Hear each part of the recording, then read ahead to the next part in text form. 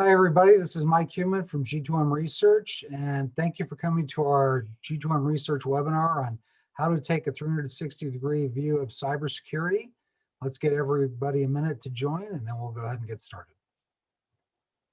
Good morning, everybody, and welcome to the G2M Research webinar on how to take a 360-degree view of cybersecurity.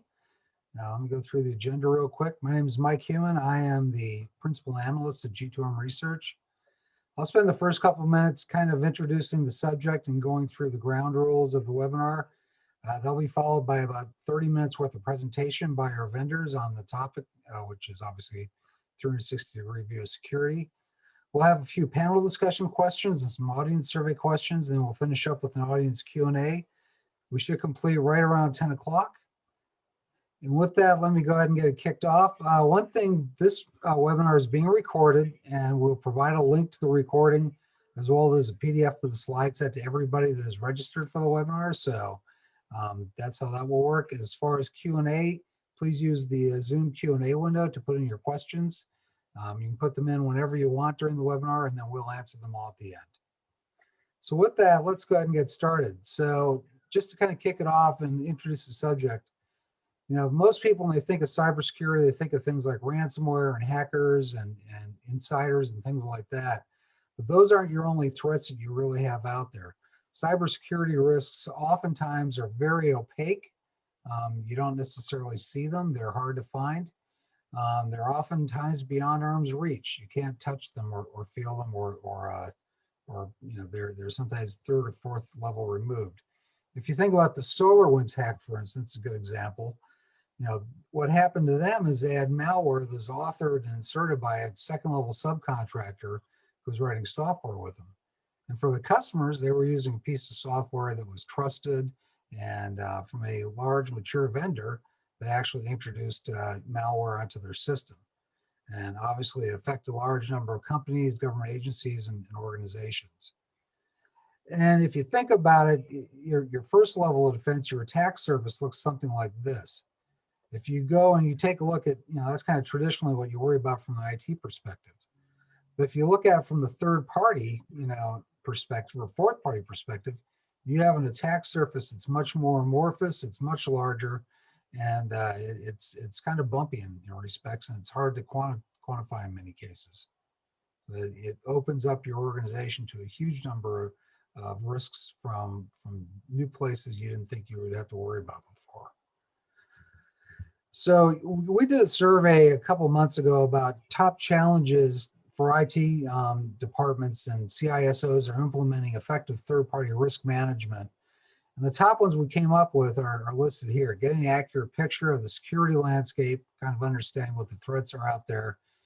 How do I meet demands for reporting compliance, both at the board level and from a governmental standpoint, depending on what industry you're in?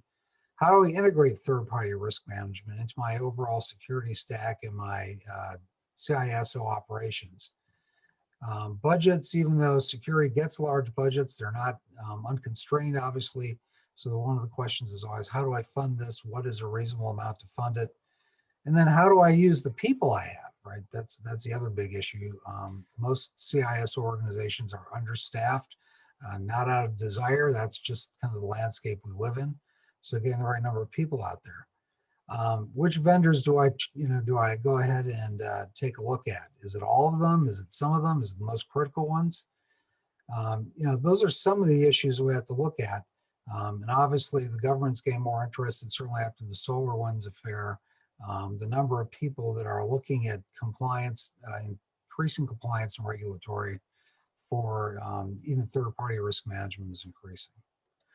So those are some of the things that our panel will talk about. So our panel today includes Sean Walsh. Sean is Vice President of Product Marketing at Security Scorecard.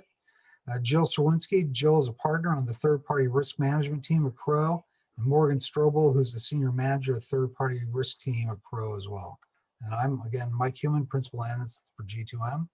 And with that, let me turn it over to Sean. Sean, it should be yours now at that point. All right. Thanks, Mike. So a couple of questions. Did I hit the right button there? Yeah, I forgot. I got to introduce our. We have one poll survey we'd like people to fill out. I'm going to launch that right now. And while we do that, we can go ahead and let Sean get started with his part. We'll let that run for a couple minutes while Sean presents. All right, Sean, sorry about that. Go ahead. All right. So a couple things that I wanted to touch base on is when we think about risk, we always talk about different ways that things can happen in the world. And we make jokes about, getting struck by lightning or eaten by sharks and that sort of thing. And what we've seen is that, the probability for these things are pretty low. But when you look at experiencing a data breach, it seems to be closer to 1 in 4, according to some of the research we have from the analyst community. And one of the big questions for that is, why does this occur? We have tremendous resources that are put into trying to secure our environments, yet we often struggle with actually making that occur. And there's 4 fundamental reasons that we see this happening with our customer base. Number 1 is the success and the constant improvement in phishing attacks. If you look at Colonial Pipeline, that was done by a phishing attack and compromised credentials. And unfortunately, people keep clicking on links. I would love to say that I have never failed our internal phishing test, but I have clicked on the wrong link where only 1 character in an email was off base. And that's the nature of what's happening, is the sophistication of these attacks are changing dramatically. The other big issue is managing patches and upgrades. The data point that we have is approximately 60% of the breaches that we see are driven by known events or known 0 days, and the CVEs haven't been applied.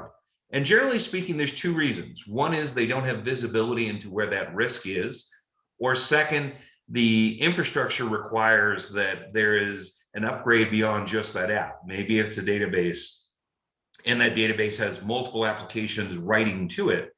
And if you just change the database without changing the applications, you're going to lose functionality in your IT department. The other part is that, unfortunately, this is a business model.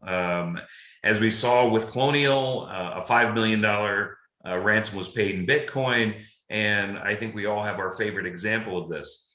But this is a very, very definitive business model. And as long as people are going to make money at it, they will continue to do it. And then, as Mike mentioned, is the expansion of the landscape.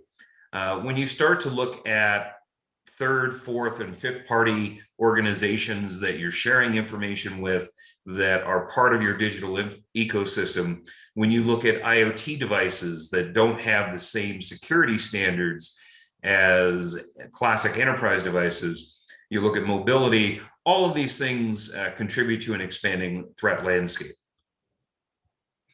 And when I talk about a business model, it's nation states, it's criminal organizations, and it's things like ransomware as a service.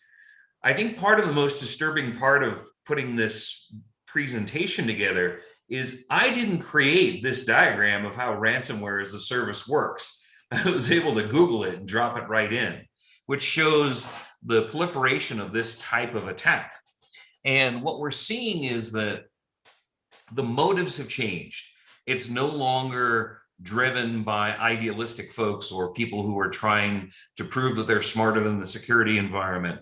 It is very much an organized business, and whether they're trying to influence certain social norms, whether they're trying to exfiltrate data, whether they're trying to capture IP or generate revenue, this is a very, very sophisticated set of threat actors that we're dealing with, and the remediations have to be just as sophisticated as we go forward. So when we think about what are the big challenges for modern VRM, transformation, remote work, the landscape has just changed so much in the last year. And I don't know about your organizations, but we're definitely not heading back to full in-office work. There'll be a lot more remote work, and that's going to change how things go. As Mike mentioned with SolarWinds, not just the ability to see 3rd and 4th party information, but the ability to continuously monitor it so that if a new 0 day occurs, you can see where it is in your environment and you can help mitigate that. Expansion of regulatory compliance. I know that that's something that gets beat to death, but the simple facts of life are is we all have to live with it. And if you look at the executive orders that the Biden administration is putting out now, you look at some of the new financial requirements that are being put out by the financial departments in New York, it continues to get more and more demanding in terms of those requirements. Scaling of staff, patch management budgets, you have to automate. It's the only way around addressing not only your enterprise, but helping to monitor all the other enterprises that you're interfacing with. And finally, the threat actors are more aggressive and they're going to stay more aggressive. So don't expect the risk to subside as we go forward. The FBI published a report this year that they saw a 400% increase in ransomware attacks over the last year. And if you look at there's a website that I like to use called CVE Details, and they track all of the known CVEs that are published. And a couple of years ago, those numbers are in the 5,000 to 7,000 range. The last 4 years, they've been between 16 and 18,000. And that's another indicator of that aggressiveness of these threat acting organizations. And so we've set the table. We've told you a lot of this. Now we want to show you how you can address it and fix it. And with that, I'll hand it over to Jill. Jill, let me give you remote control here. 1 second. Thank you. All right. All right. So now that we've established the problem, let's talk about some practical options to fix it. Let's try. There we go. So we're going to talk about 4 options to mitigate the risks that Sean talked about, starting with negotiating a favorable contract, leveraging cyber ratings data, performing a traditional assessment, and then monitoring issues and risks. So we'll go through each of these and what your tactics might be. And I don't know, Mike, if we have the results of the polling question we could put up so we could get a sense of what people's roles are. Yeah, so 33% of the people are responsible for assessing and or managing third-party risk. 11% support the third-party risk program, but are not responsible for it. And 56% have no direct responsibility, just interested in the topic. Okay, so you know, the place that I would start then, for those of you who are interested or influencing the third-party risk management program, is with the contract, right? And the contract is an interesting, you know, working with your legal department, a contract is an interesting vehicle to strike up a conversation on cybersecurity standards. Often when you set the standards in the contract, it's an easy way, in addition to a questionnaire, to get a sense of where people redline the contract and thus where they may not have as strong of controls as you would like. So we do recommend that you have minimum standards for cybersecurity in the contract. We also recommend that you have a requirement that, in addition to whatever testing you do that we'll talk about in a second, that the third party has their own independent validation, certifications, etc. You shouldn't feel like the whole burden is on your organization to conduct assessments. And then finally, we want the ability to audit and investigate, both annually and then to follow up on any vulnerability that may present itself.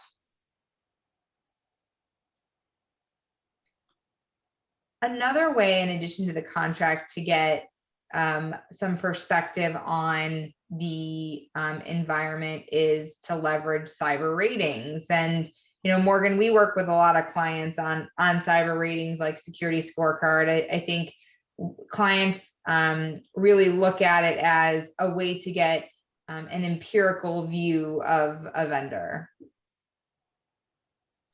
And really the cyber ratings provide an outside-in view. So the one thing I would keep in mind is that it is going to show the perspective from the internet. So if you have a vendor that is where it's not a SaaS vendor, maybe it's a services vendor, facilities vendor, you're not going to, the ratings is really going to give you that view from the internet. And so it's best for companies like SaaS vendors where you really care about sort of how they face the internet, or vendors that have your data.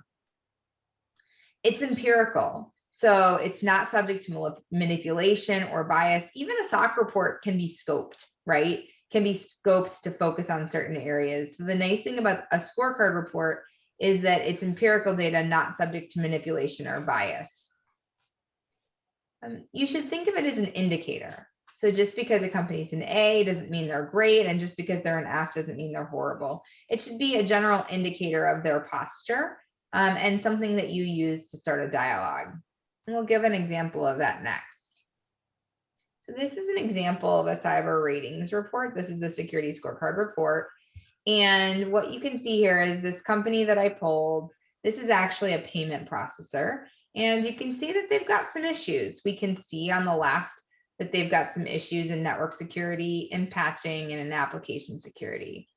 And when I dive into application security, I can see what the specific issues are and look at two things. Like, is this an issue that matters to me? In this case, that the site doesn't enforce HTTPS, that probably matters to you.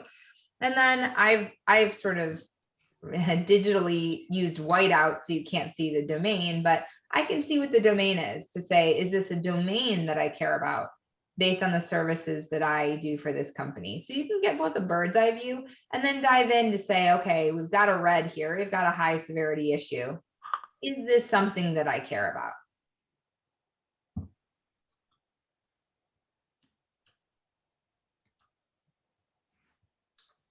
So after we consider the contract and we consider working through a ratings report, we can perform a traditional assessment. So I'm sure some of you who are supporting the assessment process are performing traditional assessment today. So as we go, please feel free to put in the Q&A or put in the chat any of your thoughts on using rating reports, supporting the contracting process, or performing traditional assessments. When we perform traditional assessments, the biggest thing I think people sometimes forget to do is plan. We really recommend having a brief call with the vendor to set expectations as soon as possible. So if your business unit or procurement department reaches out and says, hey, can you do an assessment on Acme, take the opportunity to meet with them just for 30 minutes and set expectations before you send a questionnaire. That can really help level set what you're interested in, what you want them to focus on, and help you get the best and quickest response by building that initial relationship. Now, then after that, you do need to send an inquiry. So usually the inquiry comes in the form of sending a questionnaire and sending a request for information in terms of documents. You want to be really thoughtful in how you do this, and we'll talk a little more about that in the next slide. When you inquire, you want to ask objective questions. So you should never ask for their opinion on their security posture or their systems. You should always make sure you're asking objective questions and only ask for things that you care about, which we'll talk more about. I would also highly encourage you to take a look at the systems that are on the market, like Security Scorecard Atlas, Process Unity, Archer, etc., that will help you automate the inquiry process. So help you automate the transmission of questionnaires and the solicitation of responses. To the degree you can track that in an automated system, it's going to make it a lot easier. Once you get the responses back, both the questionnaire back and then the requested items, then you want to have a defined process to check and verify the answers you get back. And this check is really going through and saying, based on the net sum of information that I've gotten, do I have enough information to determine what issues might be outstanding, what this company's security gaps are to generate a report? So you should have good notes, especially if you're going to delegate it. Sometimes people will delegate it to other people on their team, and it's very important that you have good notes on what your analysis was, what the results of the analysis was, etc. And that flows into our last step, which is the generation of reports. And we recommend that coming out of a traditional assessment, you always have a written report, right? No company is perfect. And so we want to make sure we have a list of what was the analysis performed and what are issues with their priorities. We recommend that you get away from the idea of doing sort of just a thumbs up, thumbs down reaction to vendors as they come in the contracting process. It should be, hey, we've assessed these vendors. These are the security issues that we would want to be remediated before data is shared or over the next 6 months. Or, hey, there's no material issues, but these are issues that can improve their security posture. If there are deal breaker issues, then you should look to say, all right, this is a significant issue, and we're looking to have the business unit accept the risk or have the vendor put in place a plan to fix it. But you're never going to have more leverage than that pre-contract point. So being able to generate a report before the contract signed such that you can drive better vendor behaviors is an important part of that 360-degree view of security. So my pro tips for you in performing assessments is, first, less is more. Don't ask questions you don't care about the answers to. There's plenty of people who will use the SIG, which is a good vehicle. It's a good tool to use, but don't use the SIG if you only care about 1/10 of the answers and your vendor has to fill it out from scratch. Just identify that 10% sample. If somebody has the SIG, you can leverage that to get your answers to your 50 questions that you care about or 100 questions you care about. And if they don't have to fill out the full SIG. So really focus on the controls that are most important to you, because I think in lengthy questionnaires that contain things that are nice to have and not need to have, you sometimes get lost in the minutia, and the end result is not as effective. Engage with the vendor throughout the process. So don't underestimate the power of calling up the vendor, connecting with them. Again, you're building a relationship between your company and theirs to really drive some value to your business and to drive that 360-degree view of cybersecurity. So Arun just asked, what kind of proof should one ask for? It's a really good question. Morgan, you want to talk a little bit about some of the proof that we ask for, maybe the minimums and then additional nice to have things? Sure, yeah. So we really take the approach of, what level of assessment we're being asked to perform. So perhaps if we're just doing a lighter assessment, we may just ask for policies and procedures. But if we're asking for, or if we're doing an assessment that's for a higher risk vendor, we may request information that provides operating effectiveness. So I may ask for a policy or procedure or program, and then a screenshot. So for instance, for patch management, I may ask for your patch management policy to be able to verify or validate the timeline that you're patching critical, high, moderate, and low patches. But I may also ask to see your patch management console to be able to check that all those patches are in place. And this is kind of where we would also leverage security ratings tools. We may just go in there and check under the patch domain just to make sure that that vendor has an appropriate score for patch management as well. And just see if everything lines up. Does the policy and program that's documented match the screenshot of the patch console? Does it match what's in the ratings platform, et cetera? Yeah, so I mean, we haven't talked much about inherent risk, but it's really important when you get the request to do an assessment that you understand the importance, both from a data perspective, a network perspective of the vendor, because like Morgan said, the more critical it is, the more evidence we ask for. So you may have a tiered approach of how much evidence you ask for based on criticality. But those really critical vendors, you should be asking for screenshots and reports that give you a higher degree of comfort. Someone asked about the SIG and do we trust the answers to the SIG? And I have a couple thoughts on that. I think that, the question is basically, is the SIG answered sometimes by salespeople? And you're right. Sometimes a salesperson does answer the SIG, and that is very scary.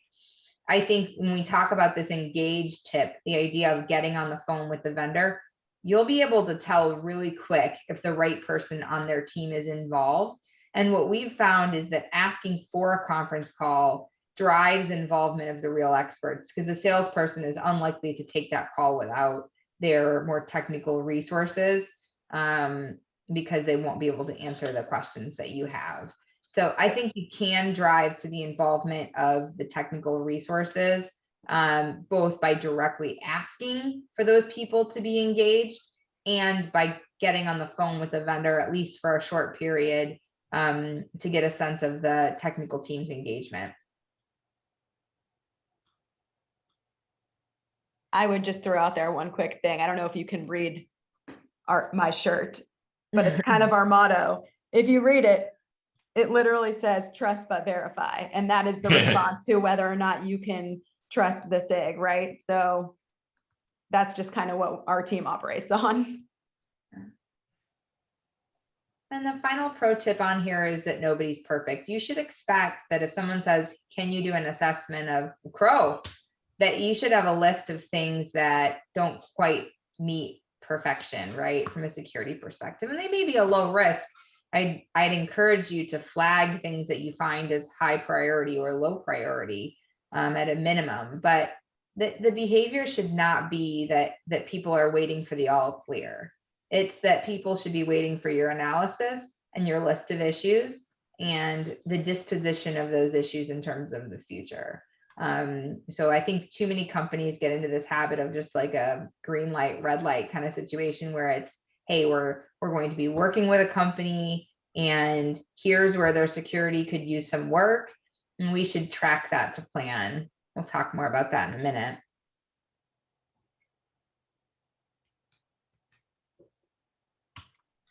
Oh no, I want to advance again. Oop. Oh, There we go. I'm skipping ahead now. All right, here we go.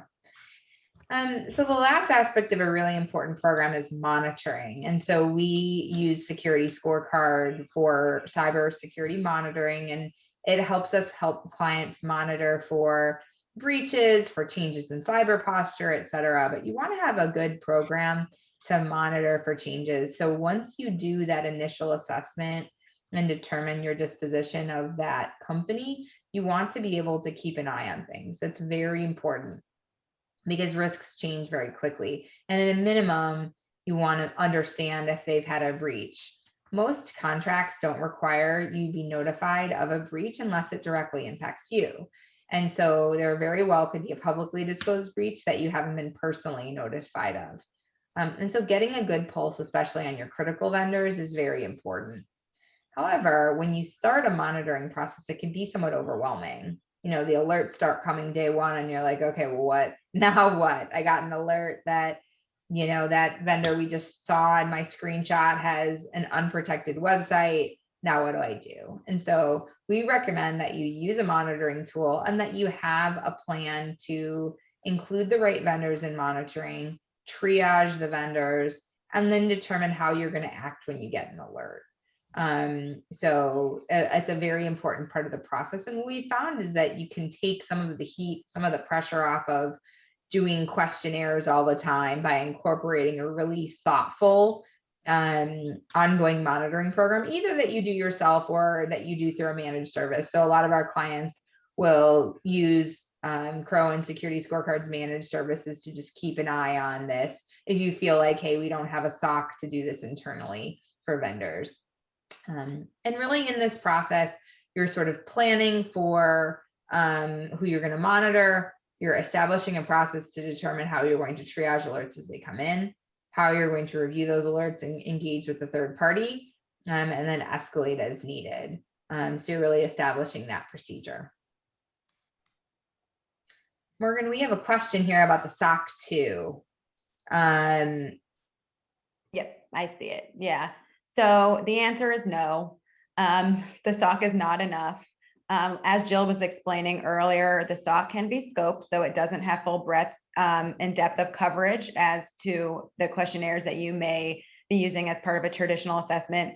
One of the examples that I like to use most frequently is for a pen test. So generally speaking, the SOC report will cover a control around annual pen testing, and it will state that you perform annual pen testing. And if you perform annual pen testing, you can write yes, and there's no issue. However, during our assessments, we don't care that you're doing annual assessments, but we want to see what open significant findings that you still have, because that's a huge issue and a huge risk there, right? So you may be doing annual pen testing, but you may have 10 high open findings that still exist in the environment and therefore are posing a big risk to our organization. So there's definitely just additional detail that is required. So we will leverage the SOC report as much as we can if the validation matches what we need as part of our assessment. Yeah. But no, it doesn't, it's not enough. Yeah, I think the pen test is a really good example. I think patching is similar.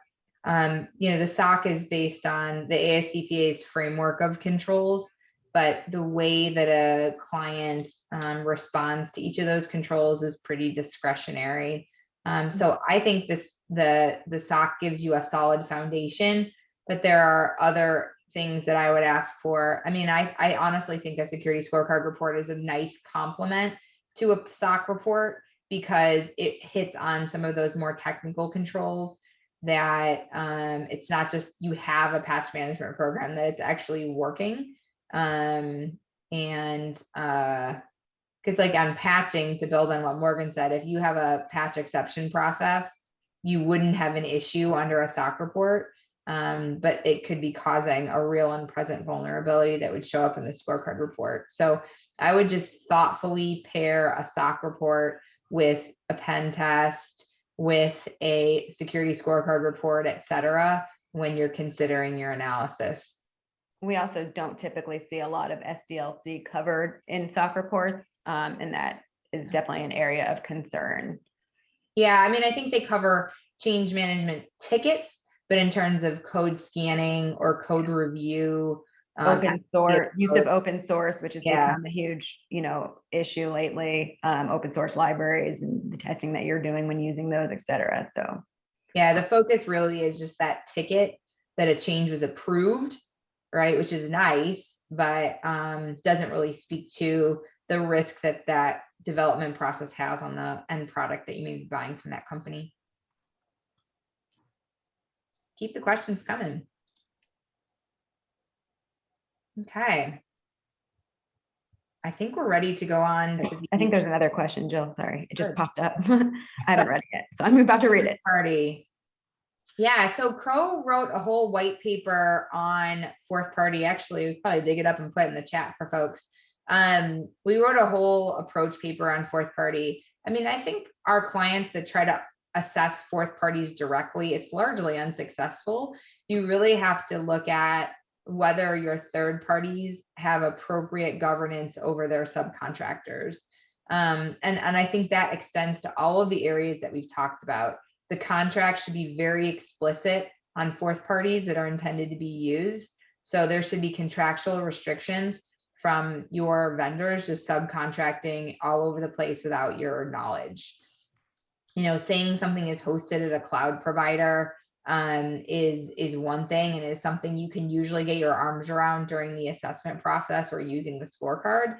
But we've found a steep increase in subcontracting behaviors amongst vendors where anything a vendor can subcontract to reduce cost or bring something outside of the US, they will. And so really having contractual protections, and then in your assessment, being very diligent to understand what sort of third-party oversight your third parties have. But we did write a whole position piece on it that we can throw into the chat here by the end of the session.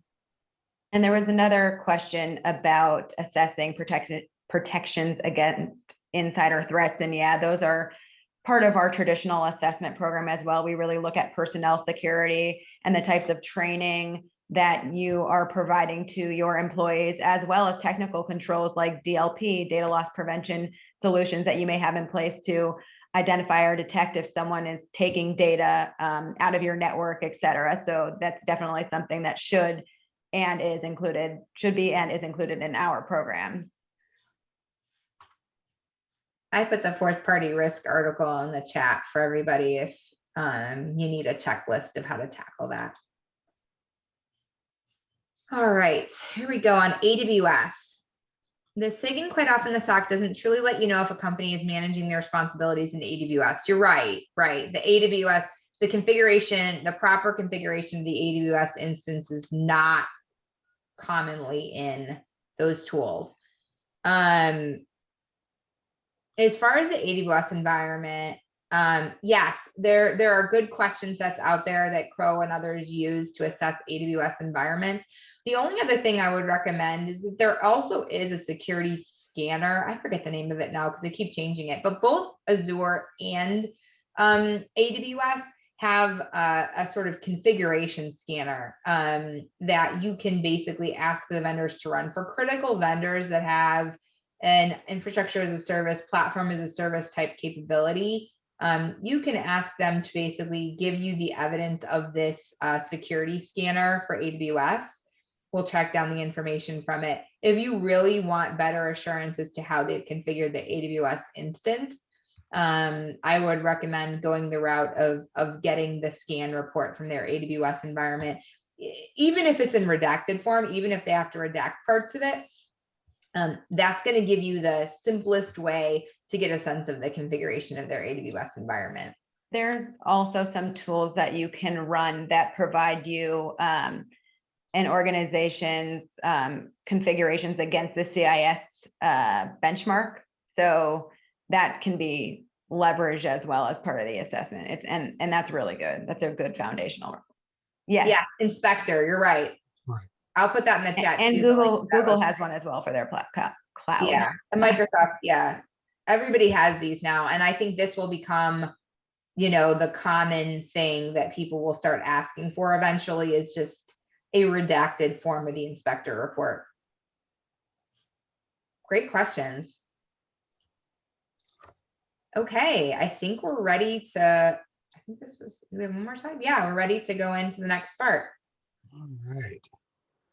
So I think the AWS question was a great one in that, it's people have long assumed that if I'm using a cloud provider that's completely secure, and it's not necessarily the case, certainly. So let's start with the first question, panel question, and clearly third-party based attacks, sorry about that, are present and increasing. If I'm in a small organization, am I still at risk? We'll start with Sean and then go to Jill and Morgan. Yeah, thanks, Mike. The short answer is obviously we're all at risk of having some type of breach. Generally speaking, there was a great report that was done by CrowdStrike that talked about whether attacks are targeted versus untargeted. And only about 30% of the attacks in their survey were specifically targeted at organizations. It's usually looking for specific types of weaknesses like the Microsoft Exchange server risk that we saw recently. But I think the one other thing to consider, and then I'll hand it over to Jill and Morgan, is that the real issue here is not just protecting yourself, but how it affects your business. We're starting to see major organizations that if you're a supplier to them, where they're asking for your security score, and it's one of the criteria for being selected as a vendor. So it goes both ways. It's also a business enablement tool as much as it is as much as protecting yourself. I can jump in here, Jill, unless you want to go first. Okay. So I was actually thinking about this because this came up a long time ago. And so essentially, I think that obviously what Sean said is that everyone's at risk, which is true. But a lot of times, while a small organization may not be the end game, they end up being collateral damage when threat actors or malicious actors are going after the bigger organizations. So the reason for that is because these larger organizations tend to have good security departments and tighter security controls, right? And so to be able to breach or hack those larger organizations, you have to find a way in. And typically a good way in is through a smaller organization that doesn't have the appropriate or strong security controls in place. So while you may not be the end game, the intended target, I may have to go through you because you have a direct connection into that larger organization's environment. Yeah. I mean, I hate using this example, man, but Target. And so obviously, they probably weren't going after that small HVAC organization, right? They definitely want to go after the bigger fish. So, but they ended up leveraging a smaller organization to get in, and that's just what it comes down to. Very good. Let's go to the second audience survey question. And that question is, to what extent does your organization have third-party risk assessment plans or practices?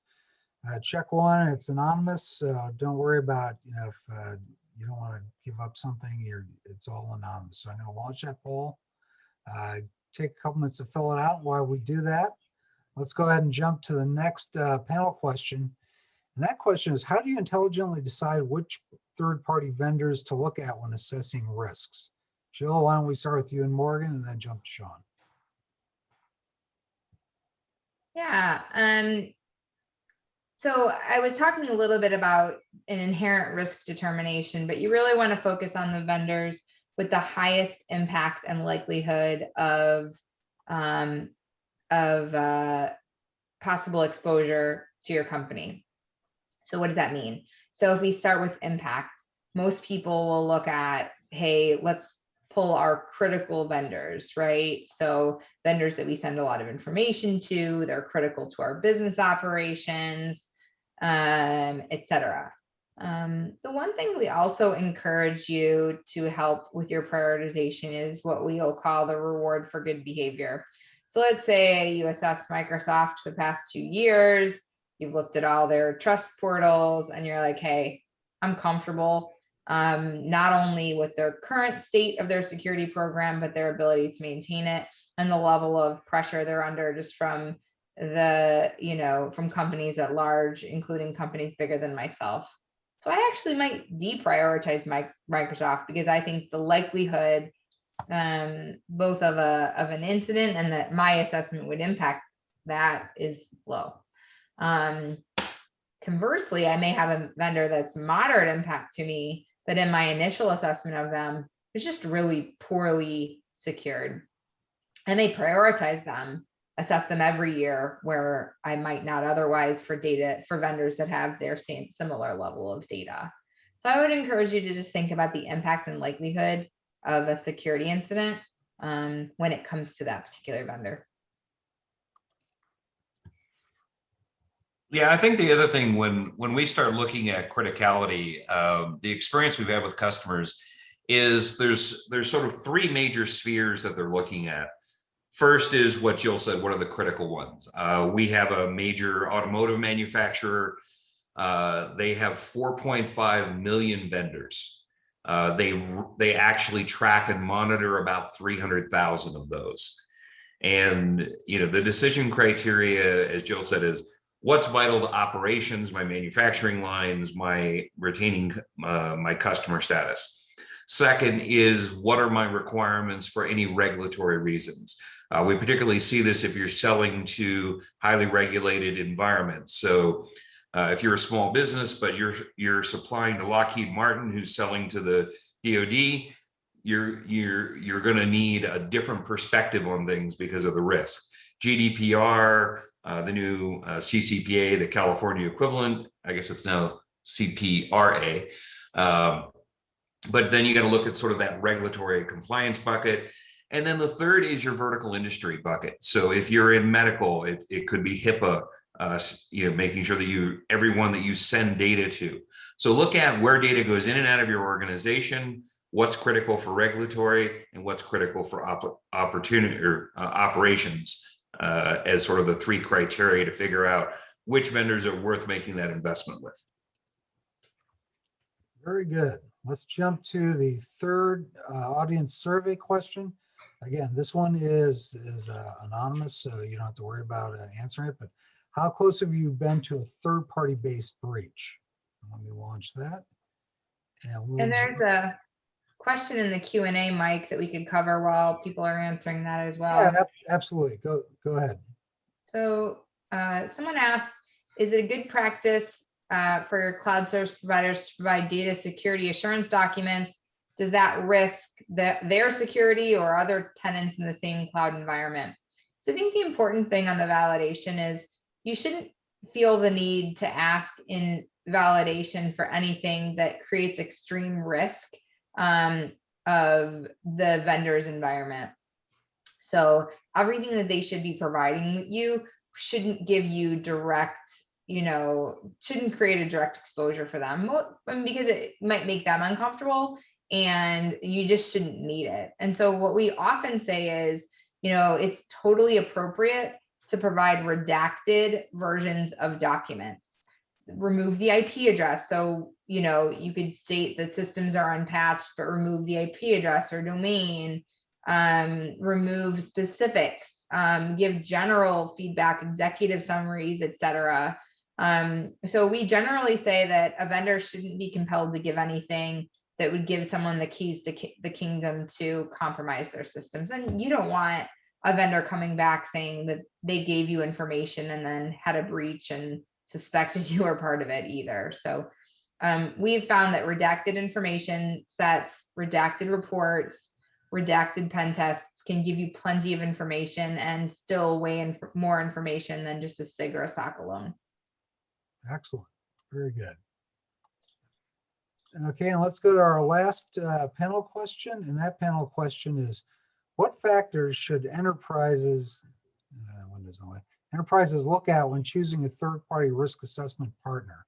Morgan, you want to start that off, and we'll go to Sean and to Jill, please. Sure, and I can let Jill kind of build off of this as well. But I think there are definitely a couple of things. The first one I'll start out with is whether or not the team is dedicated to third-party risk, right? So is the team made up of industry experts versus just assigning bodies to performing your assessments? I think that's really important. The second thing I would say is probably whether or not the partner is willing and able to provide consulting services above and beyond what the assessment scope would be. So maybe just providing you throughout the process with best practices, industry best practices, and just kind of helping you to grow and expand on your program while performing the assessments. Third thing I think I would say is probably, does the firm have international capabilities? As the use of third parties increases, there's definitely a lot of vendors or organizations using vendors that are all over the world. And so do you have people that are able to support conversations in other languages or during other or in other time zones, et cetera? And Jill, anything I missed here? No, going back to the first thing you said, Morgan and I are both have a cybersecurity background, but we do focus exclusively on third-party risk. And as some of you who have done third-party assessments know, it's not enough to just know cyber to be effective in third-party risk, unfortunately, because there is a lot of nuances to basically getting the best and highest collaboration with the vendors, supporting the contracting process, and determining what an appropriate assessment report looks like. So I would just agree, second what Morgan said about a dedicated team that not only knows cyber, if that's the assessment scope, but that is dedicated to third-party risk and knows how to work with vendors to get the best result. And I think, oops, sorry. I was just going to say the ability to scale up and scale down for you based on the number of assessments that you need done at any particular time. I think that's important. Yeah, and I think the only other thing I would add to what Jill and Morgan have added is look at integration into your existing security stack. The ability to set rules and create, whether it's a Jira ticket or a Slack notification or whatever, the ability to then look at if there is a known issue, how do you refute that? How do you make sure that you can, make a change on one end and have that reflect on the other? Because at the end of the day, we all have existing infrastructure and we want to make sure that we maximize that investment as part of that assessment as well. Excellent. And with that, I think we've covered it. We don't have any open questions. So Again, thank you for attending. This webinar is being recorded, so all registrants will get a copy of the link and a copy of the slides in PDF format sent to you in the next day or two. Depending on how quickly Zoom can turn around the recordings, that's usually the gating factor. Thanks again to Sean and Jill and Morgan for your guys' expertise on this. And thank you to the audience for attending, and have a great day, everybody. Thanks, Mike. Thank you.